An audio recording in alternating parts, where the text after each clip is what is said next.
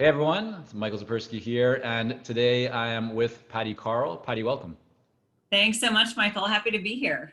So, Patty, you're an executive coach and consultant, former chief HR officer. You've worked with clients and organizations like Microsoft, Deloitte, numerous Silicon Valley startups. You've also guest lectured at universities, and your insights have been featured in the likes of Forbes, Harvard, and many more. So I'm really excited to have you on here today and to dive into your story and to just extract as much as we can from you in the time that we have to help everyone here in the community. Thanks. Yeah, I've enjoyed listening to your podcast. I think the narratives of hearing other consultants and their stories are so helpful. So I'm happy to share mine. Wonderful. Appreciate that. So, yeah, your consulting journey is still relatively new. You started with Highland Performance Solutions, I believe, around July of 2019. Yeah. So, what surprised you kind of the most in making the transition from corporate to consultant? Yeah. So what was interesting is I left my last sort of official head of HR job in June of 2018, and I moved abroad and lived in Denmark. And then when as I was there, and I think these journey stories are so important.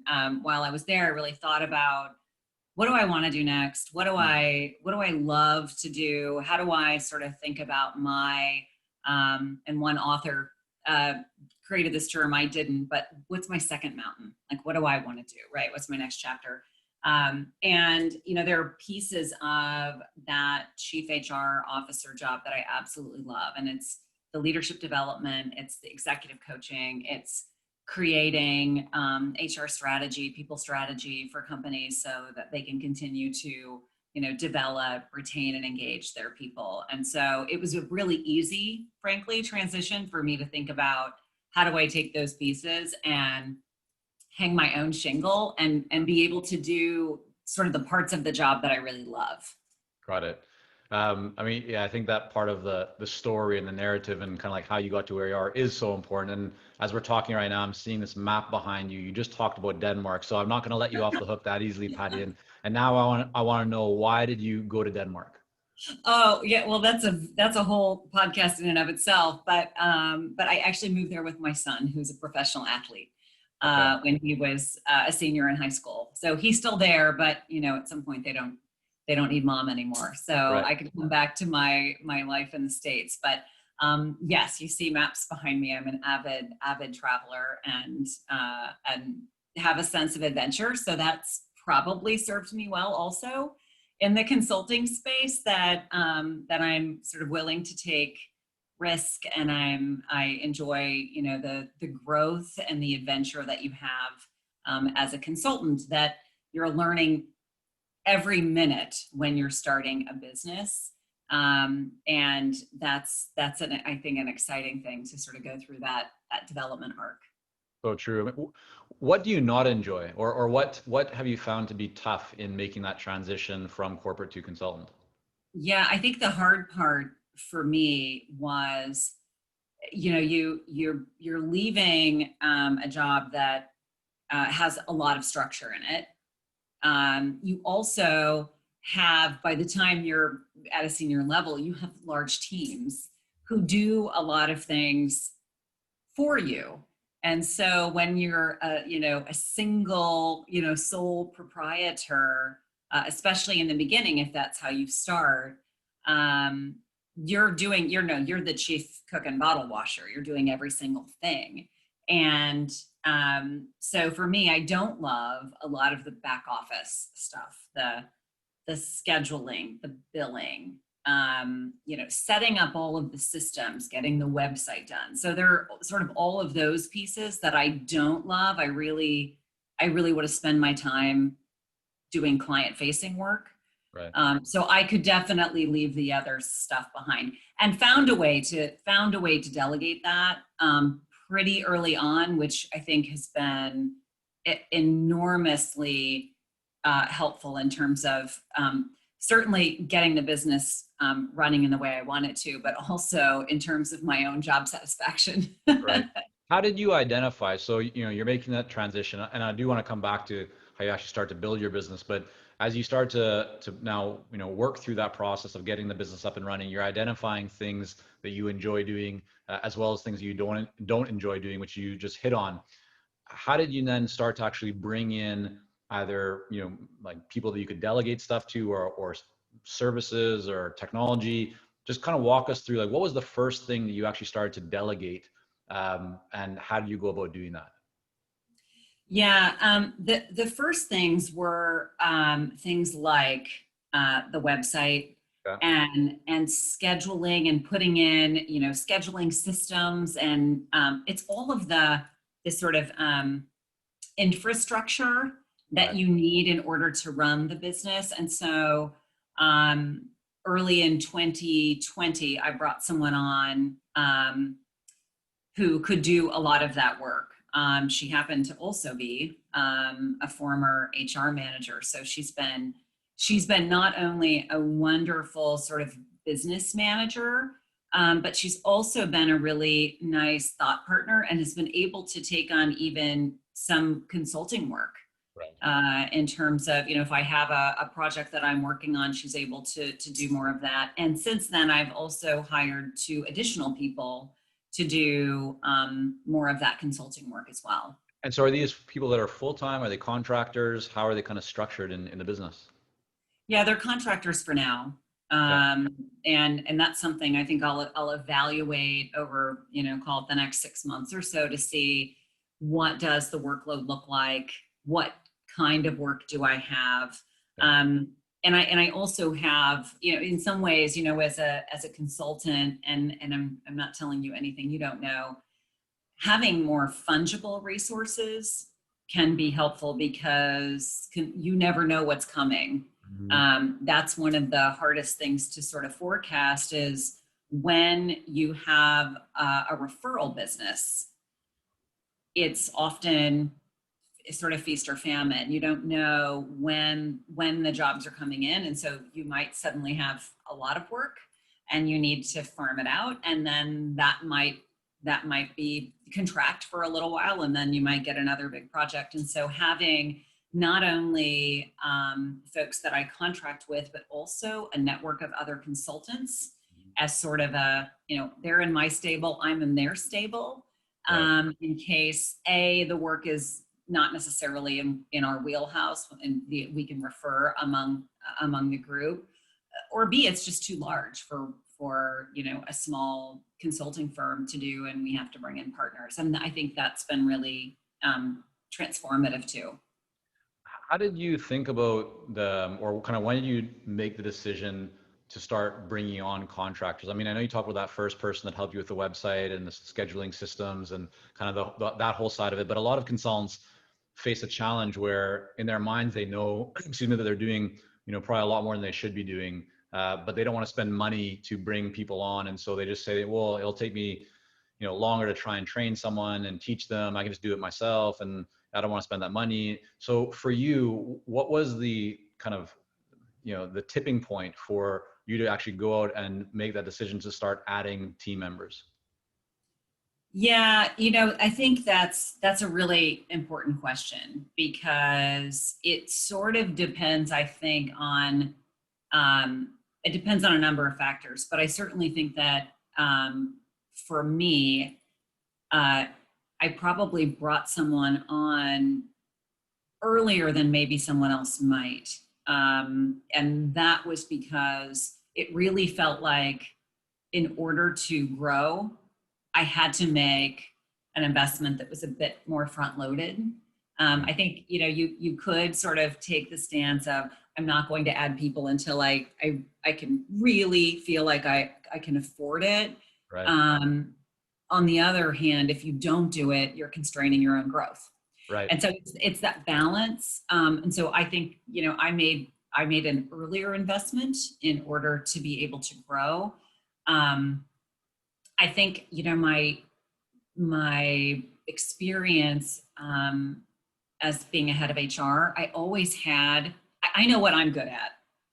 And conversely, I know what I'm not good at. Mhm. And so in my former executive life, I always had someone on my team who was my complete complement, who could do and loved to do everything I didn't love to do. And that always worked really well. And so for me, early on, I made that investment to grow. And the way that I needed to staff that role is to have someone who was a complement so that I And could Patty, be my why did you do that though? Because I think a lot of people would be in that same place, and then they get what you're saying, like, yeah, front loading as opposed to maybe just waiting. Isn't it safer to wait? So is that just like in your DNA, or did you cultivate that from past experience in terms of being comfortable taking a little bit more risk early on? Essentially, you're making an investment, right? Which is interesting because I know that nowadays you actually make some investments into companies and so forth. But yeah. where does that come from? Like any thoughts as to why you felt comfortable at the early stage to make that investment? That's a great question. I think it's a combination of a couple of things. One is I think you're right. It's a bit in my DNA. I have a higher risk tolerance than maybe some, um, but also I think being in companies that were sort of at all different stages of growth. Mm-hmm. There were always conversations around how do you invest for growth, right? And so having those conversations over the course of my career and, working with leadership teams to sort of place the right bets. I think that probably having had that experience got me more comfortable maybe than someone who had not had those set of experiences, if that makes Sure. sense. Definitely. Yeah, I mean, I think it's a really important conversation because you're right. It's either you make that investment earlier on and you're setting yourself up, then it's like you kind of take a bit of a knock maybe early, but then you're going to be in a better position as opposed to waiting. And you can see how things pan out, but then if a big project comes up or all of a sudden things are going really well, and you have to now scramble to try and find those resources and you're at capacity. So I think that's great that you're sharing that. So let's now kind of go back a little bit. You made the transition from corporate head of HR to being a consultant. Um, how did you get your first clients? Walk us through like where did that first client or two come from? Yeah. So I did a couple of things. One is I connected with some of the consultants that I had hired. So I was always on the other side of the table. Right. And so had a pretty good network of consultants that I could reach out to. And I can't say enough about their generosity. And they didn't have to be, right, because ostensibly I could compete with them. But they were unbelievably generous in helping me think about what my offerings were, where I wanted to play, and how to sort of go about that. And so connecting with them was really helpful and getting some of that adjunct work with them.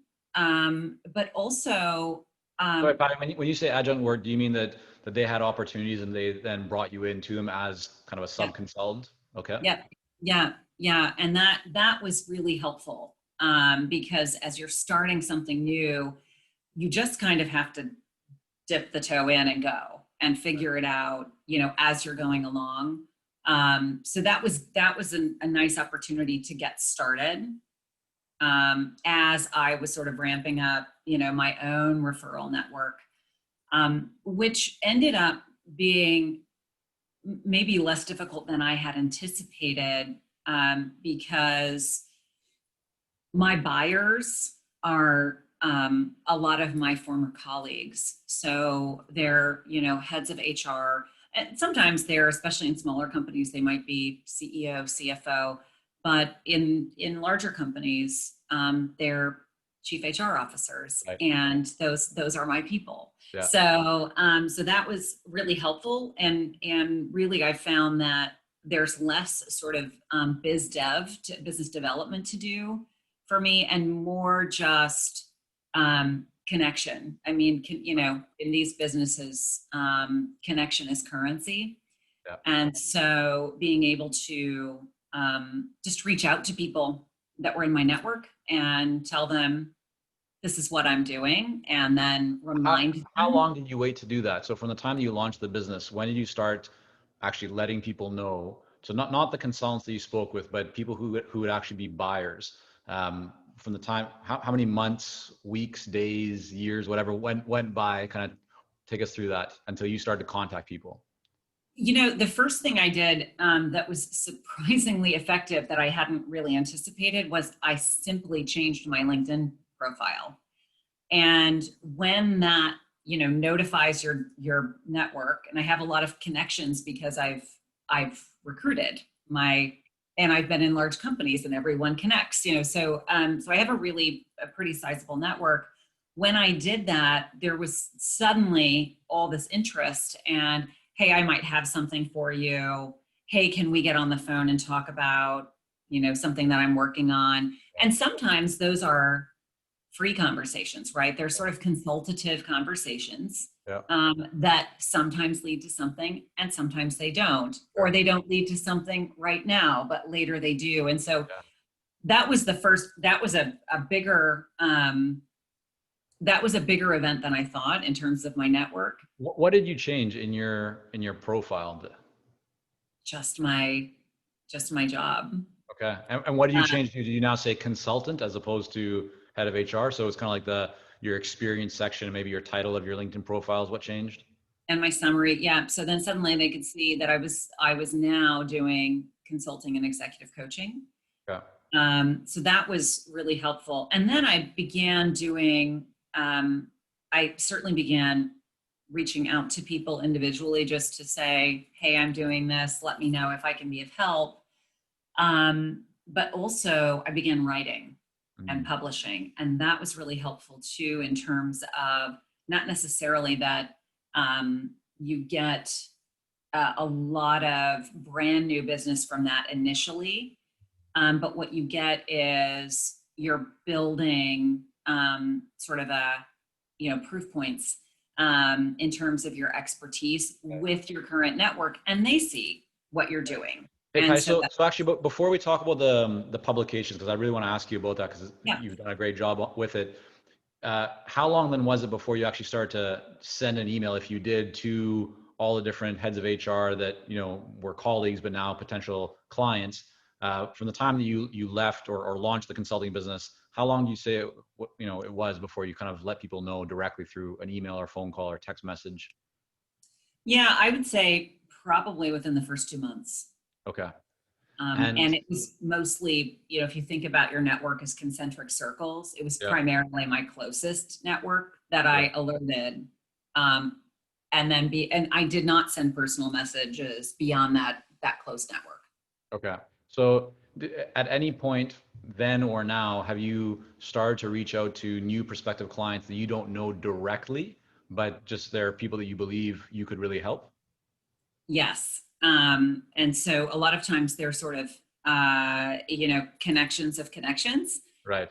And the publications piece has helped that, because I might send someone that I think might be a really good client. There seems like there would be a good fit there. And I'll send them an article that is germane to, the Right. work that I might want to do for them, and So just yeah, send it to say hello. And check out my new article. what would you say to them? Kind of give us an example of, obviously, if it's someone that you know, like in your network, or it's a past colleague, that's an easy, hey, how are you doing? It's been a while type of conversation, right? But for someone, let's say, that you don't know, maybe you have some connection in common, maybe you don't. So you have this piece of content that you've created. What are you actually saying in that first email? Just kind of take us. I want to make it as tangible as possible for people. Give us Yeah. a kind of an example of what might that wording sound like when you send that email to people. Yeah, it might sound something like, if we do have some connections that might be in common, I will mention that. Sure. Okay. And certainly so that there's already hopefully some credibility. Yeah. And then I simply say, I wanted to share my latest article with you. If this is the kind of work I do. Let's connect it used to be, let's connect for coffee. Now it's a let's connect for a virtual coffee. Yeah. Yeah. And so that's just trying to get sort of a next action, sort of forwarding that action. So what's next? And sometimes you get, responses, and sometimes you don't.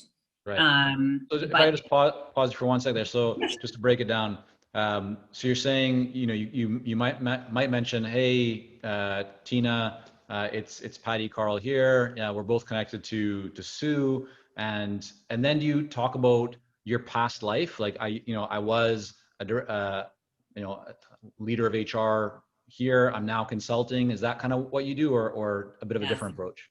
No, that's a really great point. I do usually Yeah. because the buyer, I make that connection that I I was in their shoes, Right.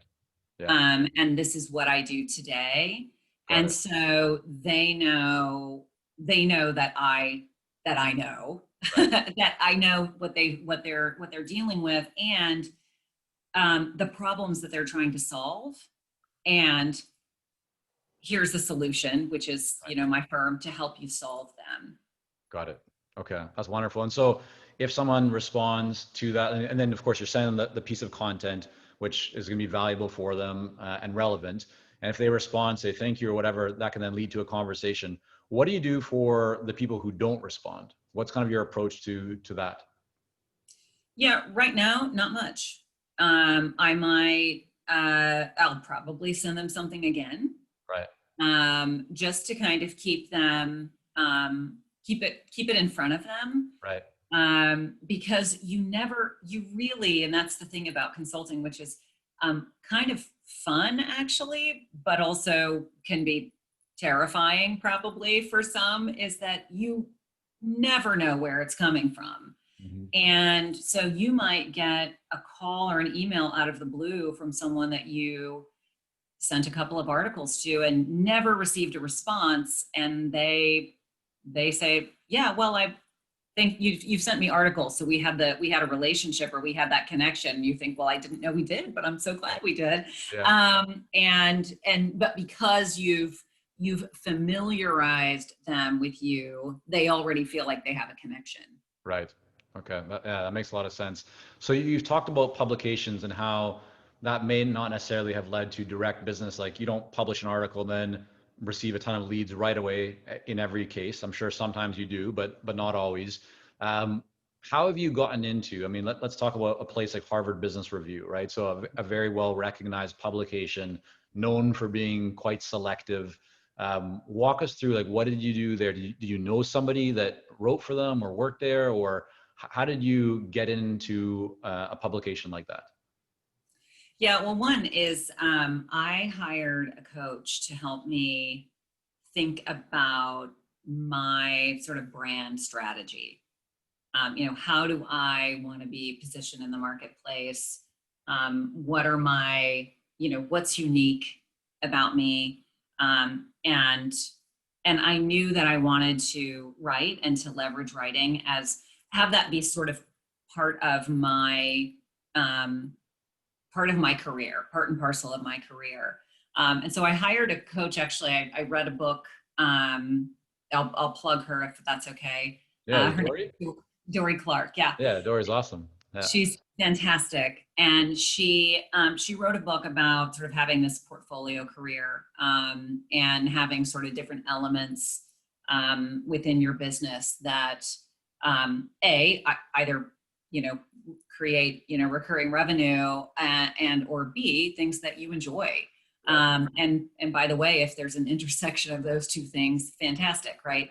And so I knew that writing was something I wanted to do, whether it was sort of a revenue generator or not. But ideally, I wanted to leverage it for my business. Is that because it was also like a strength of yours? Did you recognize that I'm good at writing and I enjoy it and I can just get it done, or not?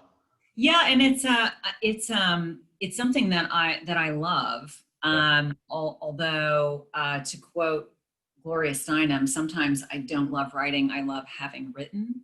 Right. Yeah. So I do. Sometimes it's laborious, but I really do enjoy the process, and I felt like it was a strength that I could bring to the table. I think that most people would agree that if you've seen someone who has written for credible publications or has written a book, it just positions you in a different way than if you Sure. haven't. Yeah. So I certainly encourage people to do that. Back to your question. So I started writing different articles and sending them to, you kind of have to ladder your way up to the more prestigious publications. You have to have that proof, that credibility that you already write well, you've already been published, so that you can continue to make your way up that publication ladder. Clarify. So do you kind of start off with, let's say, smaller scale blogs or local papers or things of that nature, industry association types of, and then from there you're moving up to something like an HBR. That's right. That's Gotcha. right. And the other thing that I did was become a Forbes Coaches Council member. Right. And so cut my teeth a bit on contributing to their expert panels and writing for them. And so that helped me start to find my voice and helped me figure out what I cared to write about, what seemed to resonate Right. with audiences. And then I could begin to start with those lower level publications and begin to work my way up. And I don't want to say lower level, but they're more, they're just there's a lower barrier to entry. Right. And then work my way up to something like an HBR Ascend. And that actually, I co-wrote an article with my coach. Nice. She invited me to do that, which was fantastic. And that was picked up by Harvard Business Review. And that's how I started getting into Harvard Business Review. So there are different ways to do that, reaching out to people. It can be difficult, but I think some of it is just, you have to keep at it until you find, and you also have to test out your material to see what resonates, because something that I think is super interesting may not be that interesting to a broad audience. And I'm always a bit surprised, frankly, about what people sort of connect to. Yeah. Or don't. Yeah, I mean, it's really interesting that I think a challenge a lot of consultants face is they get so busy delivering on client projects that they then feel they don't have time to necessarily do marketing or create content. How have you approached that? How do you make sure that you're still able to create content, do marketing, or nurture your kind of referral base, even though you might be very busy delivering on client projects? That is the challenge, right? It's the capacity management that I think probably every consultant struggles with. For me, it's having sort of that fungible, staff essentially to be able to pull forward, and if they have sort of flexibility to flex up and down, all the better, because that allows with the work to be able to flex up and down. One of the things that I again, a practice that I probably took from my former life is, every single thing that I'm doing, I try to, look at it through the lens of, is this something that I personally need to do? Or can this be delegated? Can someone else do this and maybe even do it better than I'm doing it? So that I'm really trying to get, very sort of surgical about what are the things, where do I add value, and where it must absolutely be me versus some other resource. And that's been really helpful. And so, Pi, do you, in terms of like creating content, because obviously that's a big, for you, writing is a big part of the business and kind of what you're doing. Do you also have, for example, like a specific day or time every week that you carve out? It's a recurring kind of note in your calendar, like blocked off for that time, or do you just kind of approach it when an idea strikes you, you then make time to do it? Like, how do you kind of think about productivity in terms of content creation and balancing that with client delivery? Yeah, well, number one, I work a lot. But number two, this was an idea, and I'm trying to remember who gave me this idea, but I thought it was a really fantastic idea, and it might even have been my coach, but it was the idea of maker time. So time that you have to, where you're creating. And that's different than production, which is the work, right? And it's different than sort of business operations management. And having that, because those things will always take precedent Right. unless you're really intentional Yeah. Yeah. about having that creating time. And so I actually blocked that on my calendar.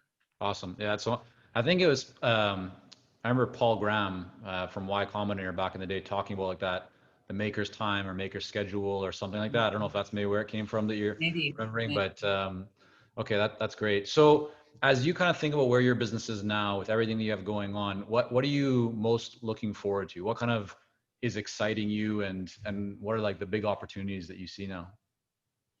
Yeah, well, I certainly I'm writing a book with my husband, so that's an exciting that's personally fulfilling and exciting. Is that going to be like a And business related book or? yes, a Yeah. business related book. So that's kind of an exciting thing to You guys do. both work in the business? Is your husband in the business with you as well, or? No, actually, he's a CEO of tech companies. So he has a slightly different, we come from, both of us have been business executives, but I also have a therapist background. So we come at things a little bit differently. I have sort of the psychology piece as well as the business piece, but he comes at it certainly from, that chief executive perspective. And so we're writing about sort of this intersection of business and psychology. Mm. So that will And be yeah, fun. any planned date for that in terms of when it's going to come out, or anything you want to share with the audience here about it? Yeah, I'm planning to finish the proposal within the next couple of months. Yeah. And then the hope is, and again, I've not been through this process before, but I'm hoping that it will come out, within a year or so. But that is, I'll have to put a lot of maker time on the calendar to get it done. So I'm very excited about that. Yeah. And yeah, sorry, you had a question. No, you go ahead. Finish Yeah. up there. So that's really exciting. I think the other thing that's exciting for me is the variety of work I'm getting to do. That continues to come my way. So I can at any given time be doing HR consulting, executive coaching, doing leadership development, running a program for a company who has like emerging leaders. So it's fun to be able to do a variety of things. And some people really specialize, and that's fine too. It's what works for you. I personally have a Myers-Briggs that will tell you I have broad and varied interests, and so to alleviate or to avoid boredom, I have to have a lot of things going on. And so that sort of portfolio Mhm. career idea really works for me. So that's kind of how I'm thinking about the future. Did that start? So, I mean, that's really interesting in terms of the portfolio and working all different kinds of projects. Was that from the beginning when you first launched the business, or has that now come as a result of, you're connecting with more people, seeing more opportunities, learning what you like and what you don't like, or was it like that even from day one? It's interesting. That's a really interesting question. I'm fascinated when consultants talk about this because some sort of say from the beginning, this is what I'm doing. This is my specialty. And that maybe that works well. For me, I felt like because I have these varied interests, I wanted to keep things a little bit open in the beginning and see what did I gravitate toward. I've had a really long career of doing a lot of the same thing. So what would be most interesting to me? And how could I be open and curious about Hmm. that as opportunities surfaced? And so I've actually continued to have that openness and curiosity, and that if something is really interesting to me, then I do it, and if it Right. isn't, then I don't. And Right. that I think, sir, while it doesn't sort of give me, it probably um, frustrates the people who work with me around branding because it feel like a really neat thing to. I mean, I'm all things leadership, but it's not easy to sort of tie up with a bow, but it works for me. Right. And do you think that part of that also comes from, like, were you, when you made that transition from corporate to consultant, were you in a position where maybe you weren't, you didn't feel rushed that you had to produce income right away, and you kind of just allowed you had a bit more time to see where things would go. Was that part of it for you as well? Yeah, absolutely. I mean, I wanted certainly you want the business to be solvent. But I also had a nest egg that I could rely on Right. as I figured it out. I think it's a really different situation if you have to put food on the table. That's a very, I think you have a very different lens. And so I had the luxury um, and the grace to figure out what I wanted to do. Right. Well, Patty, listen, I want to thank you so much for coming on here today and sharing with us a bit of your journey and story. But I also want to make sure that people can learn more about you, of course, the upcoming book, and just everything that you have going on. So, what's the best place for them to go? Yeah, to highlandperformancesolutions.com is my website. Perfect. And they can certainly look me up on LinkedIn. But I usually post my latest articles and things like that on my website. So they're welcome to see me there. All right, we'll have all that linked up in the show notes, everyone. Again, Patty, thank you so much. Michael, thank you so much for the time. This was fun.